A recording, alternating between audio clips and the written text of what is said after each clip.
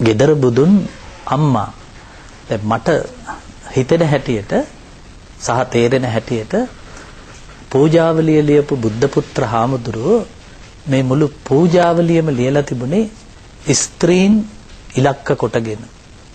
ඒකේ 31 වන පරිච්ඡේදය සම්පූර්ණයෙන්ම භාර්යා විස්තරයකට යනවා. සප්ත භාර්යා මාතෘ භගිනි සඛි විදියට. දැන් මේ පොත උගන්වද්දි මගේ ළමයි මගෙන් අහනවා දැන් වදක භාර්යා ඉන්නවා වදක පුරුෂ නැහැ මාතෘ භාර්යා ඉන්නවා ඒකේ පුරුෂ පක්ෂය ගැන නැහැ. ඇත්තටම බණ පොත ලියපු අපේ බුද්ධ පුත්‍ර ස්වාමින් වහන්සේ ඉලක්ක කළේම ස්ත්‍රීන්ට.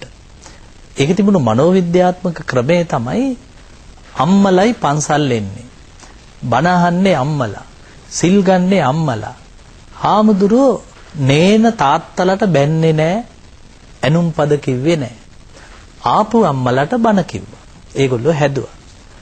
අර අම්මලා ගෙදර ගිහිල්ලා දැන් තාත්තා වෙලේ හරි වැඩ කරලා ඇවිල්ලා බලන් ඉන්නවද බිරිඳ පන්සල් ගියා.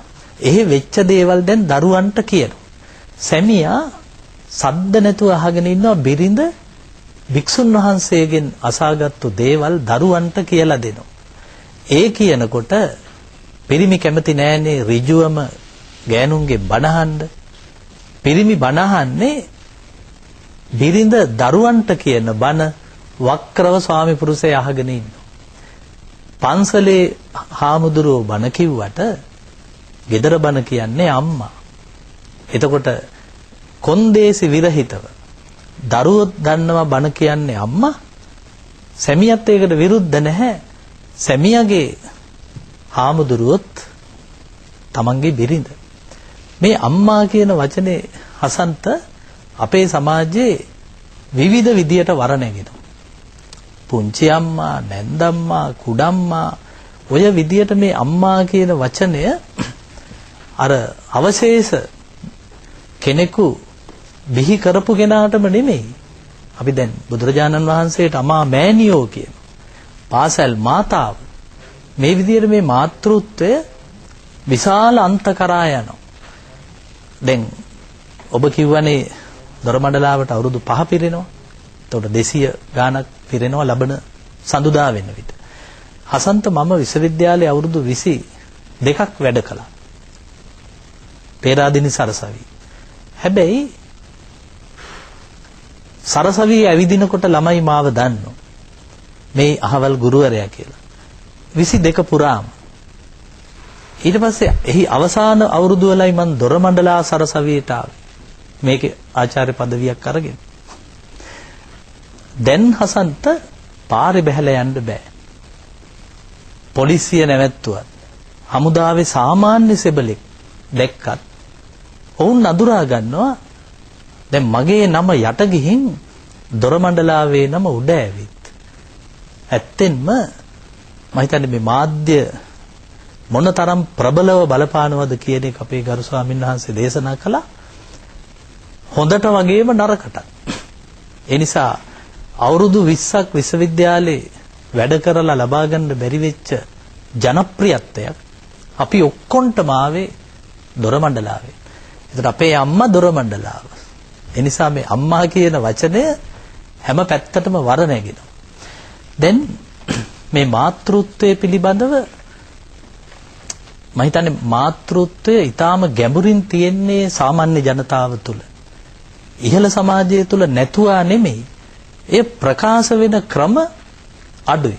දැන් බලමු අපි পায় හැප්පිලා වැටෙන්න ගියත් කියවෙන්නේ අම්මේ බුදු අම්මේ. දැන් කොච්චර ආදරය කරලා ඉන්නවද?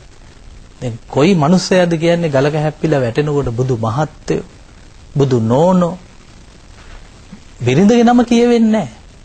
කියවෙන්නෙම බුදු අම්මේ. විපතක් ආවත් අන්නේ ශනික මොහොතේදී දැනෙනවා මේ මාතෘත්වය අපේ වචන මාලාවේ ඔබ වහන්සේ දේශනා කළා වගේ අපිට තියෙන හොඳම මිහිරිබ වචනේ.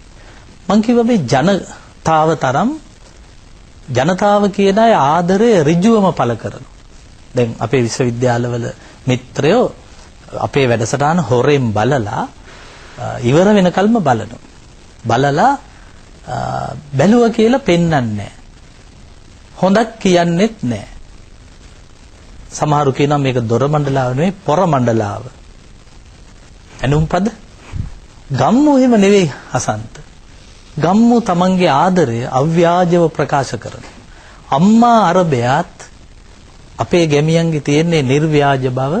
මේ තව කෙනෙක් අගය කළාම අම්මා අගය කළාම පුතා දෙවෙනි තැනට වැටෙන්නේ නැහැ කියලා දරුවෝ දන්නවා.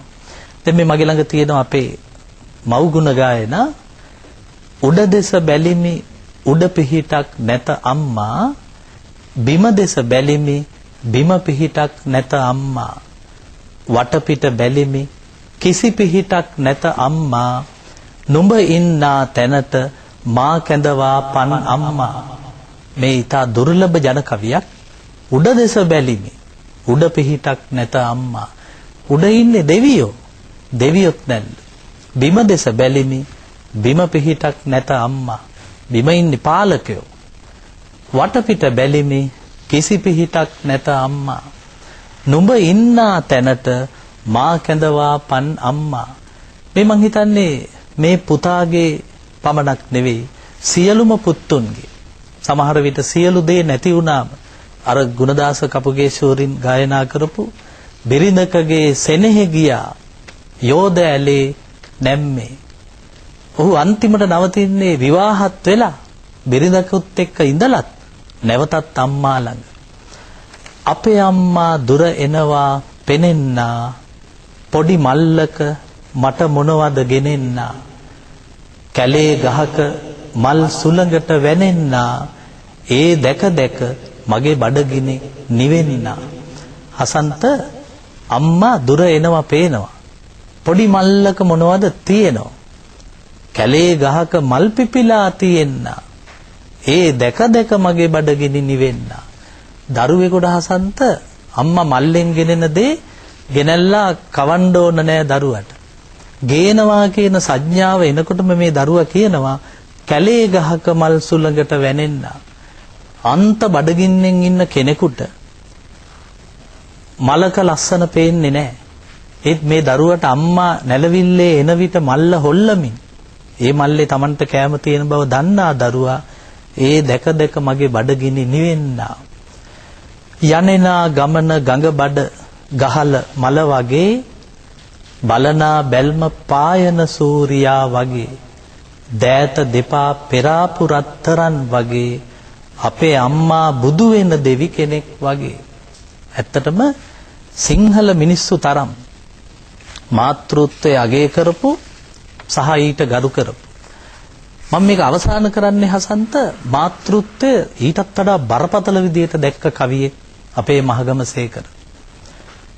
පොතක් සම්බෑගයක් ගෙන අතින් දෑත දෙපය නිල් තොල් තද රතින් රත් කොට උලා වත්සුණු වතෙහි ඝනකමට දවටා ගතවටා දිලිහෙනා වෛවර්ණ සාරිය අම්මා බැස්සා මගට ගොම්මන් වෙලාවට රෑ වැඩට යාමට.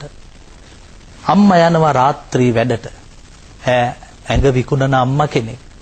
දි รา පත්වන ෂය පුරුෂයා නොහොත් ගෘහමූලිකයා කොටා දෑතෙහි රතු කළු පච්ච කඩු කිනිසි කොටි මුහුණු වැහැරුණු හැඩි දැඩි කමක සලකුණු තවමත් ඇතිව සිටියා පදික වේදිකාවේ ඉඳගෙන උක්කුටිකයෙන් උරමින් බීඩි කොටයක් අහසට දුම් පිබිමින්. බිරිඳ රෑ වැඩට යන විට සැමියාට පේනවා ක්ෂය රෝගයෙන් පෙළුණු සැමියාට. මඟට බට අම්මා මොහොතක් ඔහු දෙස බැලුවා. වටහා ගත්ත උන් දෙදෙන උනුන් සිත් දයාවෙන් කනගාටුවෙන් බර සිනාවක සේයාවක් නැගින උන්ගේ මුවඟට මොහොතකට. දුටුවාය එවිට ඈ ඔහු ළමැද නොමැකෙනාසේ කෙටී ඇති කළු පාට පච්චය අම්මා බුදු වේවා. දැන් සැමියා හිතින් පතනවා ඒක ඔහු පපුවේ පච්චයක් ලෙස කොටාගෙන අම්මා බුදු වේවා. මම හිතන්නේ අපේ සිංහල සංස්කෘතියේ පවතින අති උදාර සංකල්පේ තමයි බිරිඳ පවා අම්මෙක් වන සමාජයක්. අම්මා බුදු වේවා. ඔබතුමා මහගමසේකර සූරීන් සිහිපත් කළා. උයා උදයෙන් නැගිට කඩයප්පන් තබාතේ කඩෙහි ලබායින් ලබන සුළු වට්ටම ජංගියෙන්දු අම්මා ඔබය. ගල්වා ඉසේ තෙල් ගහමින් එල්ලා කරෙහි පංචායුධය අල්ලාගෙන අතින් මා පාසලට එක්ක ගිය අකුරු නූගත් අම්මා ඔබය. මිගස්සත් මහත්තයා සමහර අම්මලා උගත්. මේ මහාචාර්යතුමිය වගේ බොහොම උගත් විද්වත් අම්මලා ඉන්නවා. හැබැයි සමහර අම්මලා අකුරක්වත් දන්නේ නැහැ. පුතාලා ඒ අම්මලාට වඩා උගක් ඉගෙනගෙන තියෙනවා. බොහොම හොඳ පෞරුෂයකින් යුතුව බොහොම හොඳ යහපත් පුරවැසිය හැටියට රටේ බැබලෙනවා. අකුරු නූගත් අම්මා ඔබේ. දරුවාගේ පෞරුෂත්වයට පුරවැසියාගේ පෞරුෂත්වයට අම්මා කියන සංකල්පය බලපාන්නකෝ.